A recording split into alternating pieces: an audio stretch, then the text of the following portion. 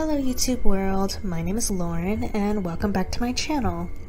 Last week I posted a video about the books I read for my Lunar New Year Romance Reads week. If you haven't seen the video yet, I highly recommend you go check it out because there were some good reads there. This week I read only romance books centered around the next big Western holiday, Valentine's Day. Now, it was a lot easier to find contemporary romance books about Valentine's Day for obvious reasons, but I limited myself to the first 4 I could find because that was about how much I could read in a week. But I know that there are a lot more Valentine's Day contemporary romances out there, so let me know what you think should be at the top of my list for next year. The first book I read for my Valentine's Day Romance Reads week is A Big Surprise for Valentine's Day by Jackie Lau. This is the 4th book in a holiday romance novella quartet called Holidays with the Wongs, and it was published in 2020. If this sounds kind of familiar, it's because I read the 3rd book in the quartet, A Fake Girlfriend for Chinese New Year, for my Lunar New Year Romance Reads, and I enjoyed it, so I gave this 4th book a shot, and I am so glad I did. A Big Surprise for Valentine's Day is about Amber Wong, the youngest and only girl of the Wong family. She is sworn off of dating after having a string of bad boyfriends in the past. But that doesn't mean she isn't up for some casual hookups. So, of course, that very day, as she is buying condoms at the grocery store, she runs into Sebastian Lamb, the childhood best friend of her closest older brother. The two hit it off, and after some spicy nights, shared meals, and lots of drama, including family interference, they live happily ever after. Again, this is a novella, so it's a quick read, 13 chapters, so things move fast, and there isn't too much depth to the story. But I was surprised with how much I grew to love the characters in such a short time frame. I love a good brother's best friend story, but throw in some no strings attached and he falls first, and I'm sold. This book was a 3.75 stars out of 5 for me, which is pretty good for a novella in my opinion. And out of a 10 spiciness level, I gave this book a 9, so be prepared for some intense bedroom scenes. So yeah, a quick fun and spicy read to kick off my Valentine's Day week, and on to the second book of the week. The Second You're Single by Cara Tanamachi. This book is a contemporary romance published in 2023, and it is about a freelance writer named Sora Reed. After a broken marriage and a recent relationship where she found out the man was married, Sora is boycotting Valentine's Day and pledging to stay single for the month of February.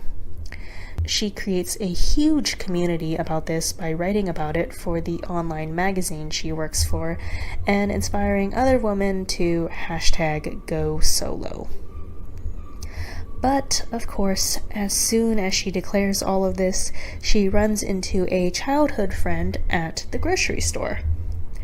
Side note, I'm realizing how many parallels there are between this book and the last book I read. But anyway, the childhood friend she runs into, Jack Mann, has had a glow up since elementary school, and of course he had a secret crush on Sora while in school. So will Sora break her #GoSolo campaign to date Jack, or can she wait the 4 weeks before going out with him? Truthfully, the conflict was a little bit more nuanced than that, but not by much. I had a lot of issues with this book, and the biggest was that I felt like waiting until March to date was not very hard. February is literally the shortest month, and Sora and Jack didn't even really start having feelings for each other until after Valentine's Day, so there was really only 2 weeks left. I've probably gone 2 weeks without seeing my flatmate a few times. I could go into more detail of the things I didn't like about this book, but I'll save that for a different video. Despite the issues, I still gave the book 3 stars because I think the overall story is cute and there is funny banter between the 2 main characters. It is a closed-door romance, but the attraction is definitely there between Sora and Jack, so I gave the book 5 chili peppers. Now, the third book I read last week was quite a ride. The No-Show by Beth O'Leary. This is also a contemporary romance, and it was published in 2022. This is a third-person, multiple POV story about 3 women and 1 man. Sounds intriguing already, right? So we're first introduced to Siobhan Kelly, a life coach who was stood up on Valentine's Day by the guy she is seeing. The next chapter is told from the point of view of another woman, Miranda Rosso, a tree surgeon who has also been stood up on Valentine's Day by the guy she is seeing.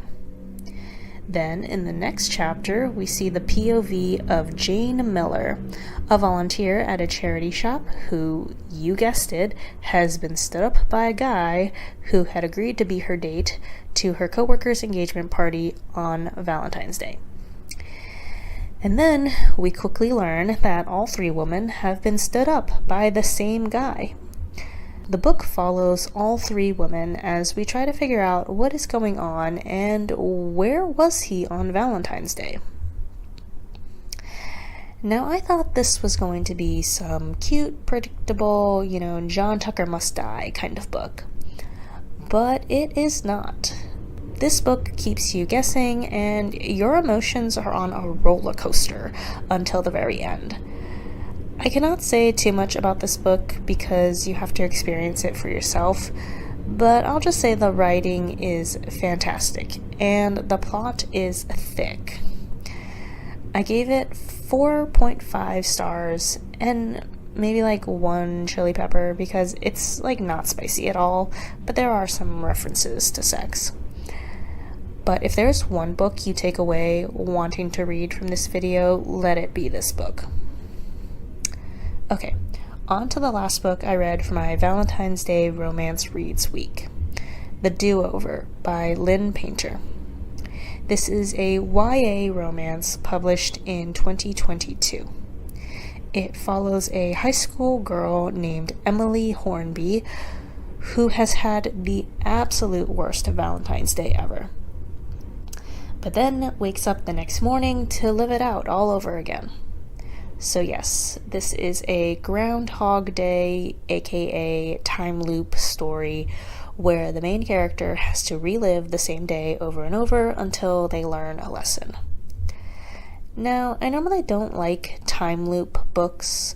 I realize this as I'm about 25% of the way through the book, because the problem with time loop books is that they can easily get repetitive and boring. So as Emily is reliving the same day over and over again, as a reader, I just wanted the plot to move on, especially because the day sucks and continues to suck, so I'm not exactly enjoying reading about Emily's pain. But there was a very big turning point in the book for me. At about the 40% mark, Emily decides to not give an F and lives out the day completely carefree. She calls it the Day of No Consequences, or DONK for short. And let's just say it's very Ferris Bueller's Day Off. Thankfully, the book spends a good chunk of the rest of the book on this particular day because it is definitely the most interesting part. We see her really connect with one of the male love interests, Nick Stark, and their interactions were the fuel I needed to speed through the rest of this book. When I started the book, I was so sure this book was going to be just a basic 3-star book for me, but after finishing it, it was a solid 4 stars, because it surprised me and got me rooting for the 2 main characters when I really didn't think it would. On a spiciness level, I give it 2 out of 10, which honestly, thank goodness, because books set in high school really shouldn't be spicy. So yeah, these were the 4 books I read this past week for my Valentine's Day Romance Reads Week. Again, it was a good variety of books with a variety of ratings, but I think it averages to like a 3.8, which is not bad and pretty on par with my all-time average rating. But I know that there are probably better Valentine's Day romance books out there, so let me know what I should read next year for this holiday. And let me know what other holidays I should do book reviews for. I'm thinking St. Patrick's Day, but it is surprisingly hard to find books centered around St. Patrick's Day. As always, feel free to follow me on my other social media channels linked in the description below, and if you liked this video, I'd appreciate it so much if you could like and subscribe, and stay tuned for my future book review videos. Alright, bye!